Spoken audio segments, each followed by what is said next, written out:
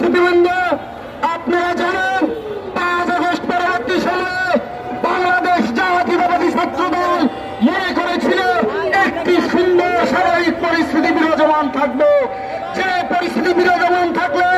বাংলাদেশের রাজনীতি, বাংলাদেশের অর্থনীতি, বাংলাদেশের সমাজনীতিতে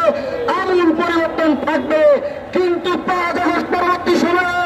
একটি গুপ্ত সংগঠন মোটামুটি ভাবে স্বাভাবিকভাবে রাজনীতি করার পরিবেশ পেয়েছিল, কিন্তু তাদের ওই 71-এর সেই কার্যকলাপকে তারা ভুলে যেতে পারেনি। 71-এ যেমন তারা বাংলাদেশের স্বাধীনতা সার্বভৌমত্বে বিশ্বাস করত না,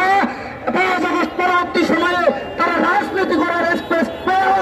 বাংলাদেশের স্বাধীনতা সার্বভৌমত্ব তথা বাংলাদেশের মানুষের প্রকৃত ভোটের মাধ্যমে একটি গণতান্ত্রিক সরকার প্রতিষ্ঠিত হোক তা চায় না বলে বাংলাদেশের ক্যাম্পাসগুলোতে দিয়ে উচ্ছৃঙ্খল পরিস্থিতি সৃষ্টি করতে চায়